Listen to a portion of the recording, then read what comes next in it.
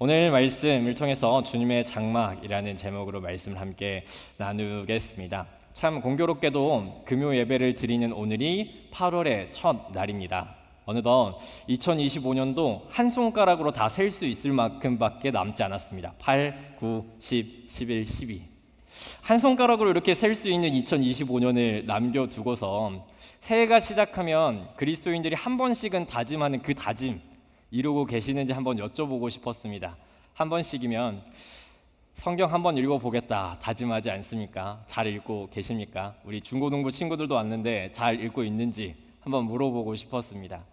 우리가 성경을 읽게 되면은 잘 알고 계시다시피 너무나도 잘 읽히는 성경이 있죠. 바로 창세기입니다. 어쩌면 많은 사람에게 가장 많이 읽었을 법한 본문이죠. 창세기를 보게 되면 여러 사람들의 인생 이야기가 담겨 있기 때문에 술술 잘 넘어갑니다. 아브라함, 이삭, 야곱, 요셉. 그리고 만나게 되는 출애굽기는 또 어떻습니까? 10가지 재앙 이야기, 홍해 이야기, 하나님의 신비롭고 크신 능력들을 만나게 되니 이 또한 흥미진진하죠. 하지만 이게 웬걸? 계속 그럴 줄만 알았던 출애굽기였는데 출애굽기 18장에서 하나님께서 대뜸 시내산으로 모세를 부르시더니 여러 가지 법들을 주십니다.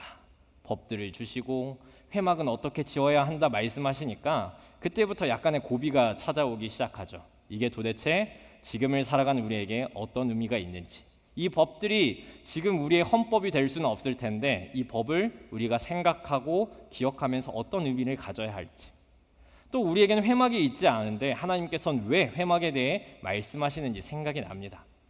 그렇게 어찌저찌해서 잘 넘어가면 기다리는 것이 레위기라는 큰 언덕입니다. 하지만 우리가 가지고 있는 믿음 한 가지는 우리에게 당장 무의미해 보는 성경 텍스트일지라도 하나님께서 성경을 통해 남겨두신 분명한 목적이 있다는 것입니다. 이것을 통해서 우리에게 말씀하고자 하시는 바가 있다. 이것이 우리가 하나님의 말씀을 대하는 태도이죠. 그렇다면 오늘 우리가 함께 읽은 출애굽기 40장 34절에서 38절 말씀 또한 우리와 관계없어 보이나 하나님께서 이 말씀을 통해서 분명하게 전달하고자 하는 메시지가 있다라고 생각해 볼 수 있을 겁니다. 그렇다면 이 마음을 가지고서 오늘 하나님의 말씀을 통해 하나님의 마음의 귀를 한번 기울여 보았으면 좋겠습니다. 오늘 함께 읽은 말씀은 하나님의 장막, 회막이라고도 불리는 성막이 완성되는 모습을 보여줍니다. 이스라엘 사람들이 성막을 완성한 시점을 시간적으로 계산을 해보자면 이스라엘 사람들이 이집트를 떠나고 약 2년이 지난 시점이었습니다. 시내산에서 모세에게 어떻게 만들어야 할 것을 알려주고 약간의 시간이 흐른 뒤였죠. 성경을 쭉 읽다가 보면 때때로 이 사건에서 하나님을 만난 사람들의 마음은 어땠을까? 그 사람들의 생각은 어땠을까? 궁금해질 때가 있습니다. 출애굽기 40장에서 만나는 이스라엘 사람들의 마음 또한 그렇습니다. 성막 완성을 바라보는 이스라엘 사람들의 마음은 어땠을까? 아마 쉽게 생각해 본다면 열심히 준비하는 조별 과제, 열심히 준비했던 시험을 마쳤던 사람들의 모습 아니었을까? 그 결과가 좋았다면 너무나도 홀가분할 것이고 기쁨이 찾아오는 그 순간.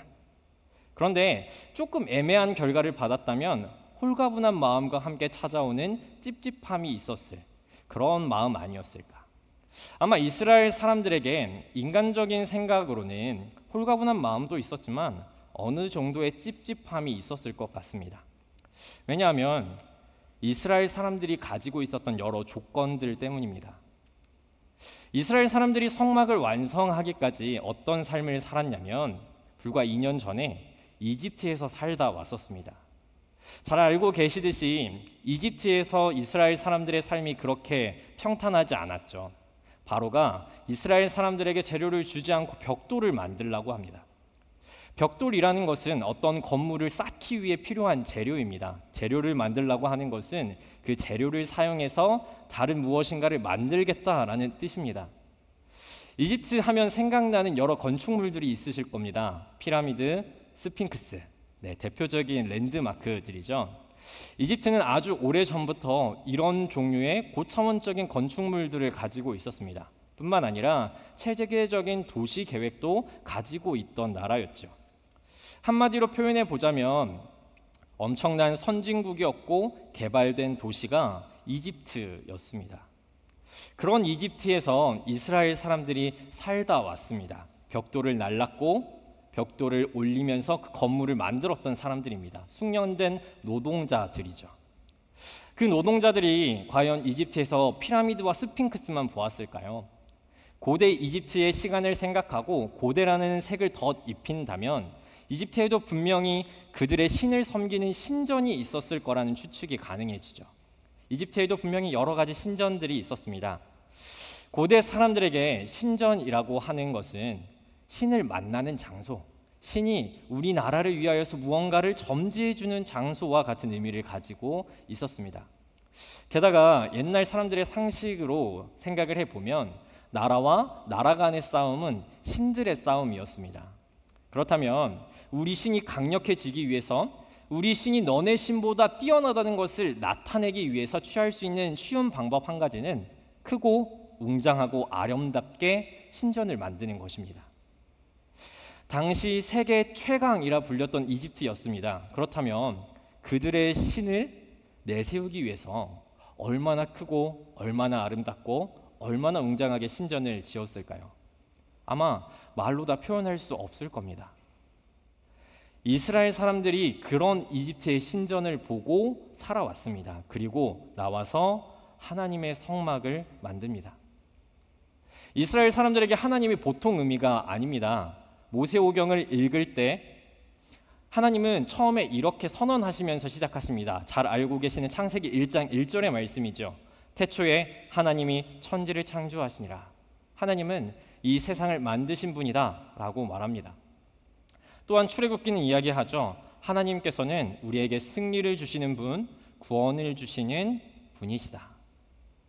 당시 최강의 이집트도 비교할 수 없었던 분이 하나님이었는데 그런 하나님을 위해서 성막을 짓는다면, 신전을 짓는다면 적어도 이집트에서 보았던 크고 아름답고 화려한 정도는 되어야 하나님의 격에 알맞는 곳이다 라고 할 수 있지 않겠습니까? 그 당시 사람들의 생각으로 했을 때 적어도 이집트에 있는 신전만은 했어야 했습니다. 하지만 이스라엘이 지금 완성한 것은 성막입니다. 성막. 다른 말로 하면 장막이고 더 쉬운 말로 하면 텐트이죠. 일반적으로 이 텐트, 장막의 강점은 휴대성입니다. 이곳저곳 가져갈 수 있고 이동하기에 편리하다. 하지만 안전성과 균형을 생각해 본다면 고정된 곳에 단단하게, 안전하게 건물로 만드는 것이 좋습니다. 한 것에 크고 아름답게 짓는 것이 그 당시의 상식이었기 때문에 어느 나라들을 보더라도 성전을, 신전을 한 곳에 짓는 것이 보통이었습니다. 하지만 제가 이렇게 말한다고 해서 이스라엘 사람들이 성막을 결코 대충 지었던 것은 아닙니다. 성막이 결코 귀하지 않았던 것은 아닙니다. 어제 이제 말씀을 준비하면서 열심히 시세를 찾아보면서 계산을 해봤습니다. 성막에 들어간 재료들의 값이 현대 가치로 얼마일지 이렇게 계산을 해보니까 금 600kg, 은 1,500kg, 구리 1,000kg 이렇게 말씀드리면 얼마인지 감이 안 오시죠? 현대 가치로 계산을 해보니까 약 1,000억 원입니다. 텐트 하나에 1,000억 원. 네, 엄청 비싼 텐트죠. 이집트에서 가지고 나왔던 귀한 것들을 하나님께 만들어 드리기 위해서 최선의 것을 바쳤던 것이 이스라엘의 마음이었습니다. 하지만 자신의 것들을 다 드린다고 하더라도 그 당시 기준으로 보았을 때 세상 사람들에게 어떤 특별함도, 어떤 웅장함도, 어떤 아름다움도 느껴지게 하지 못했던 것이 이스라엘이 가진 성막이었습니다. 이렇게 말하니까 마치 제가 성막은 하등 쓸모가 없었습니다, 소용이 없었습니다, 무용합니다 라고 말씀을 전하는 것처럼 들리실 수 있는데 이제부터 그 성막이 왜 특별한 곳이었는지 이야기를 함께 나누고 싶습니다. 출애굽기 40장 34절의 말씀에 이렇게 기록되어 있습니다. 함께 읽겠습니다. 구름이 회막에 덮이고 여호와의 영광이 성막에 충만하매.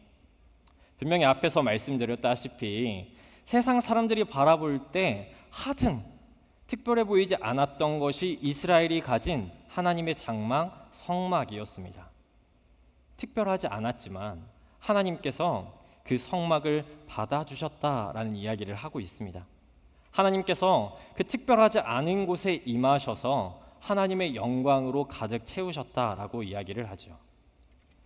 앞서 말씀드렸다시피 성경은 이미 그 시작부터 하나님은 온 세상의 창조주이시며 우리에게 구원과 승리를 주시는 분이다, 이 세상을 다스리시는 분이다 라고 선언합니다. 그런 하나님을 모실 수 있는 성전, 성막, 다윗과 솔로몬 시기에 수년을 차곡차곡 준비해서 만들었던 아름다운 성전이 있었습니다. 꽤 오랜 시간 준비하고 꽤 오랜 시간 튼튼하고 아름답게 짓기 위해서 최선의 노력을 다했던 곳이었는데, 솔로몬이 그렇게 만들어진 성전을 바라보면서 했던 말이 있습니다. 열왕기상 8장 27절 말씀입니다. 하나님이 참으로 땅에 거하시리이까 하늘과 하늘들의 하늘이라도 주를 용납하지 못하겠거든 하물며 내가 건축한 이 성전이오리이까. 솔로몬이 지금 말하는 겁니다. 이렇게 아름다운 성전일지라도 하나님을 담기에는 한없이 모자랍니다. 이후에 시간이 지나서 만들어진 성전인데 이전에 만들어진 성막이라고 다르겠습니까? 하나님을 품기에는 한없이 작은 곳이 성막입니다. 성막도 성전도 그리고 이 땅의 그 어느 곳도 하나님을 담을 수 있는 곳은 없습니다. 하지만 그럼에도 불구하고 하나님께서는 성막에 들어가셨다라고 말합니다.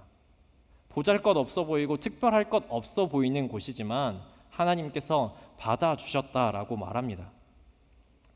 이스라엘 사람들이 광야에 살았습니다. 그리고 그 광야에 사는 동안 완성된 것이 성막입니다.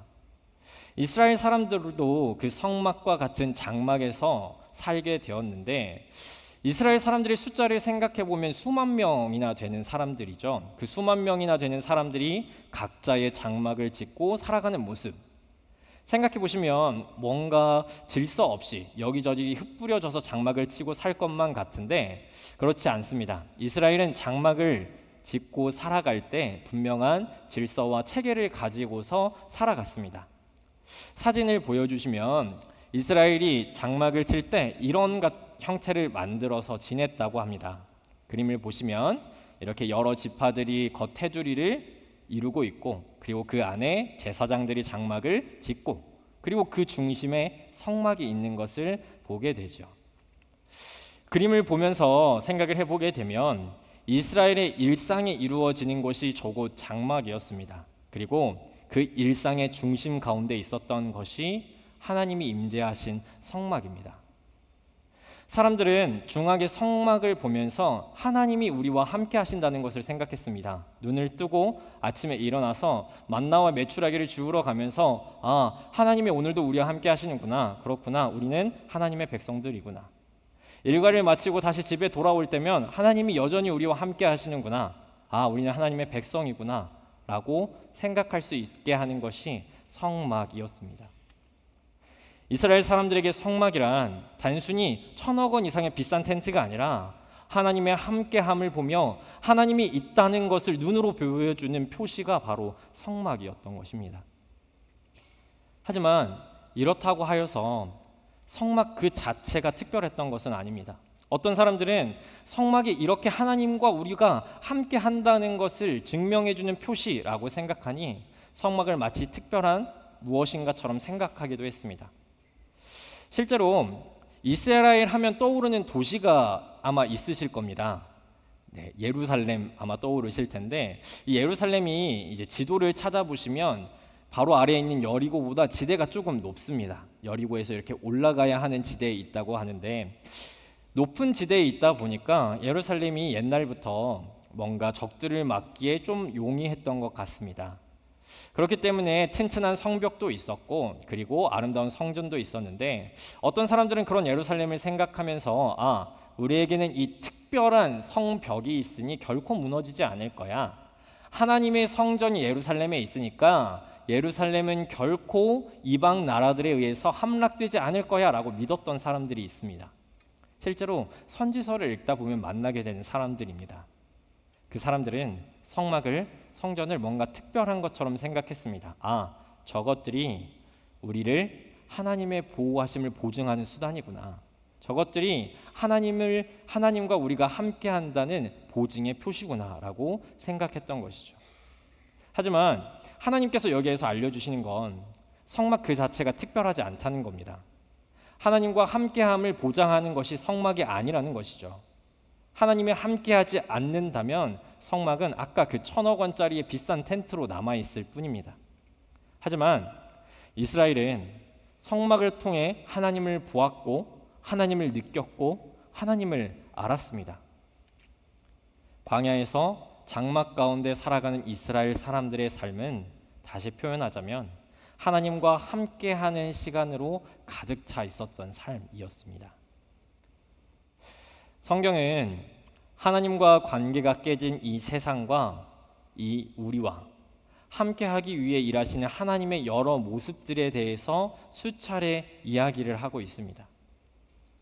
하나님과 관계가 깨어져 죽을 수밖에 없는 세상이었지만 우리였지만 하나님께서 홀로 두지 아니하시고 하나님과 동행하는 삶을 살아가기를 원하셔서 여러 일들을 하셨던 것이 성경의 이야기입니다. 하나님과 함께하는 삶을 살아가게 하시기 위해서 하나님께서 참으시고 받아주시는 이야기를 우리는 곳곳에서 보게 됩니다. 당장에 오늘의 성막 이야기 또한 같은 맥락 안에 있습니다. 한없이 작고 특별해 보이지 않는 곳이지만 그들과 함께하기 위해서 친히 그것을 받아주시고 그것 가운데 거하시는 하나님의 은혜. 그런데 제가 말씀을 시작하면서 이 성막에 대한 이야기를 드리면서 성막이 완성된 시점에 대한 이야기를 드렸습니다. 성막이 완성된 시점은 이스라엘 사람들이 이집트에서 떠나고 약 2년의 시간이 흐른 뒤였습니다. 2년의 시간이 흐르는 그 사이 안에 엄청나게 큰 사건 한 가지가 있었는데 하나님께서 이스라엘을 신의 산으로 부르십니다. 부르셔서 너네 이런 법들을 지키면 좋겠어. 이런 법들을 지키면 하나님의 자녀들로 살아갈 수 있어. 너네 나를 만날 장막을 지을 건데 이렇게 만들면 좋겠어 라고 말씀을 하시는 그 중간에 있었던 일입니다. 그 중간에 어떤 일이 있었냐면 이스라엘 사람들이 이것이 너희를 애굽에서 이끌어낸 하나님이다 라고 말하면서 금송아지를 만듭니다. 하나님께서 너희 하나님 백성으로 살아가기 위해서 법도 주시고 너희를 만나기 위한 장막에 대한 이야기를 하시는데 이스라엘 사람들이 만들었던 것이 금송아지였습니다. 종종 이런 사람들을 보면서 사람들은 이런 말을 하고는 합니다. 사람은 망각의 존재이다. 이런 말을 사용할 때는 때로 긍정적으로 사용할 때가 많죠. 아픈 기억들, 나쁜 기억들을 모두 기억하지 않는 것이 얼마나 큰 축복인지 모른다. 하지만 조금만 더 생각해 보면 때로는 축복이기도 한 이 말이 때로는 한없이 연약하고 한없이 부족한 인간의 존재를 나타내는 말이기도 합니다.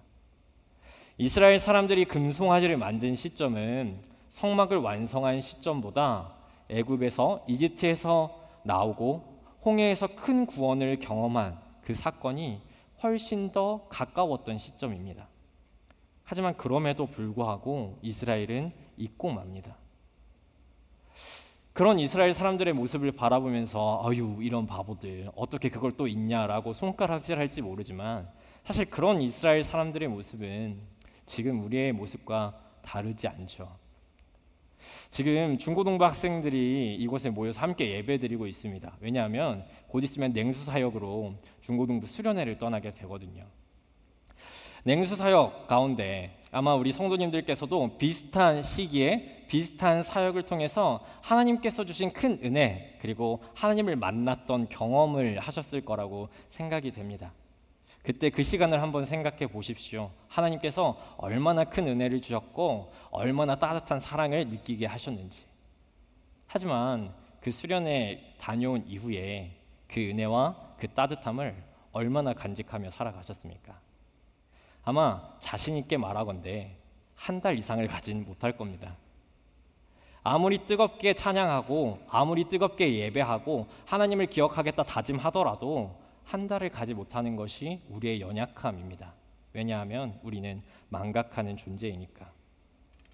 붙잡고 생각하지 않으면 아무리 큰 은혜라도 먼지처럼 흩어지고 마는 것이 우리의 생각들입니다. 인간의 부족함이죠. 하지만 하나님께서는 그 부족함을 너무나도 잘 알고 계십니다. 전지하신 하나님이시기 때문에, 모든 것을 알고 계신 하나님이기 때문에 이스라엘의 망각과 배반에 대해서도 알고 계셨을 것입니다.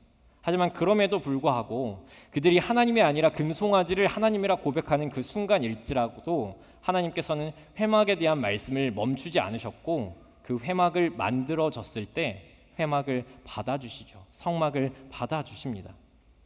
죄에 대한 분명한 징벌과 함께 하나님께서는 더 이상 이스라엘이 금송아지와 같은 존재를 보고 저것이 우리의 하나님이다 말할 수 없도록 눈에 보이는 장치를 마련해 주신 것이 성막입니다. 오늘 본문에 기록된 하나님의 영광이 가득한 이 성막 작업이 마친 후에 하나님은 이스라엘의 삶의 중심에 임재하셨습니다. 그 덕분에 이스라엘은 하나님이 함께하는 것을 일상에서 보고 느끼고 생각할 수 있었습니다. 하나님의 임재, 하나님의 임재. 하나님의 임재라는 말은 참 가슴이 벅찬 말입니다. 그래서 많은 사람에게 이 임재라고 불리우는 찬양이 사랑을 받는지도 모르겠습니다. 이런 가사를 가지고 있는 찬양입니다. 이곳에 오셔서 이곳에 앉으소서, 이곳에서 드리는 예배를 받으소서.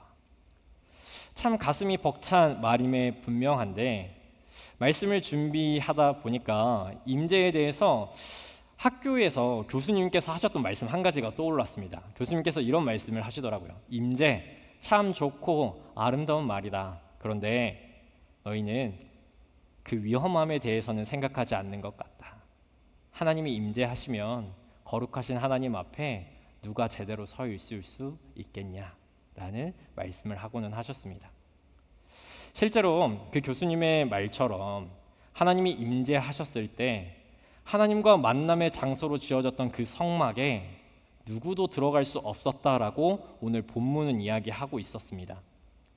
본문은 이야기하죠. 모세조차 그곳에 들어갈 수 없었다. 모세가 누구입니까? 모세는 하나님께서 평가하시기를 하나님을 만나서 하나님을 안 사람입니다.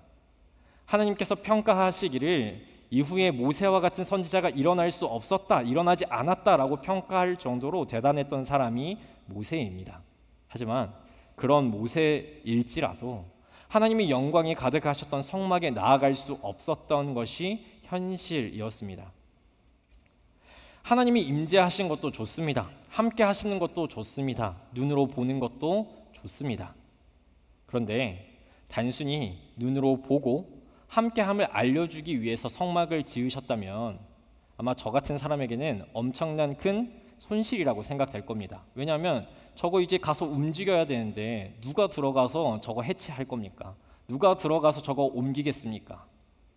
엄청난 손실일 텐데 하나님께서는 이런 사람들의 마음을 잘 아셨는지 여기에서 멈추지 않으시더라고요.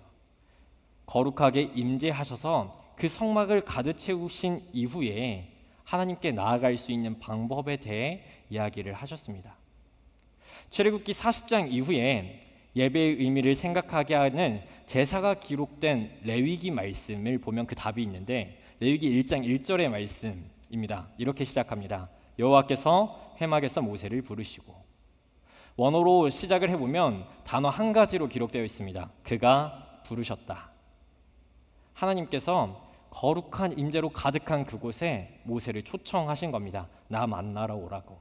나 만나러 오라고. 세상의 그 어떤 것과도 같을 수 없는 거룩한 하나님을 보고 생각하고 또 생생하게 느낄 수 있도록 성막 가운데 초대하고 계시는 것입니다.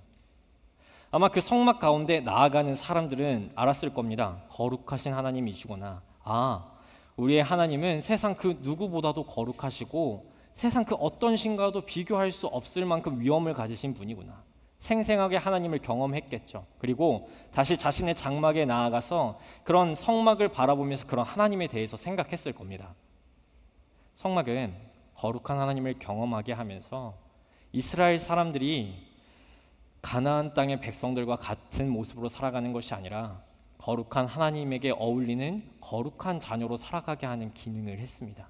그리고 하나님께서 그것을 주시기 위해서 그들을 부르시고 어떻게 제사해야 할지, 어떻게 예배해야 할지 알려주시죠. 우리의 예배는 거룩한 하나님의 부르심으로 하나님께 나아가는 시간입니다. 하나님과 함께함으로 하나님을 보고 하나님을 느끼고 하나님을 생각하는, 하나님을 함께하는 시간을 예배 시간이라고 부릅니다. 잠깐 지금까지 나눈 내용들을 정리해 보자면 이런 내용들을 나눴습니다. 이스라엘은 엄청나게 대단한 성막을 만들지 않았습니다. 하지만 그럼에도 불구하고 하나님은 성막을 받아주셨고 그것 가운데 충만하게 임재하셨습니다. 하지만 모세를 비롯한 그 누구도 거룩한 하나님을 직접 만날 수 없었죠. 그런 모세와 사람들에게 하나님은 자신의 장막으로 나를 만나러 오라고 부르시면서 하나님과 동행함의 기쁨을 알게 하셨습니다. 하나님께서 만남의 장막을 만드시고 주님의 장막을 짓게 하시고 이스라엘이 초청하셔서 예배의 시간을 갖게 하셨습니다. 그런데 여러 성경의 이야기들을 생각해 보십시오. 이스라엘의 역사를 한번 생각해 보십시오. 이스라엘의 역사 가운데 이스라엘이 하나님을 항상 잘 예배했을까요? 그렇지 않지요. 하나님을 예배한다고 지어드렸던 성막과 성전에 다른 이방의 신들을 채워놓고 이방의 신들을 예배했던 것이 이스라엘 사람들입니다. 하나님이 아닌 다른 것들과 함께 하면서 함께 망해갔던 것이 이스라엘의 망국의 역사였습니다. 그런데 그럼에도 불구하고 하나님께서 금송아지를 만든 이스라엘을 포기하지 않으셨듯이 배교하였던 이스라엘을 포기하지 않으셨던 것이 여러 선지자들을 통한 공통된 메시지였습니다. 그들의 죄로 인하여 수많은 사람들이 목숨을 잃고 나라가 망했지만 하나님은 그들을 결코 떠나지 않으셨습니다. 오히려 하나님께서 함께 할 수 있는, 하나님께서 하나님을 기억하게 할 수 있는 더 좋은 것을 주시겠다고 수차례 약속하셨던 것이 하나님이셨습니다. 하나님을 잊으니 떠올릴 수 있도록 성막을 받아주셨고 성막에 계셨습니다. 하나님을 생각할 수 있도록 거룩한 하나님의 장막에 초대하셨던 것이 하나님이셨습니다. 그리고 하나님은 하나님을 기억할 수 있도록 하나님이 아닌 다른 것으로는 채울 수 없는 다른 장막을 주시겠다고 다시 이야기하시는 겁니다. 하나님께서 다른 것으로는 채울 수 없는 그 장막, 요한복음 1장 14절 말씀 가운데 기록되어 있습니다. 말씀이 육신이 되어 우리 가운데 거하심에 우리가 그의 영광을 보니 아버지의 독생자의 영광이요 은혜와 진리가 충만하더라.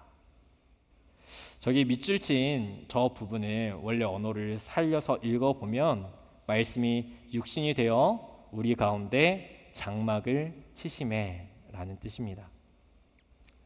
이스라엘의 성막처럼 하나님과 함께하는 것을 생각하게 할 장막이 우리 가운데 서졌습니다. 가장 완전하고 세상의 그 어느 것과도 그 가치를 비교할 수 없는 장막을 우리의 삶에 치셨다라고 말씀하신 것이 하나님의 선언입니다.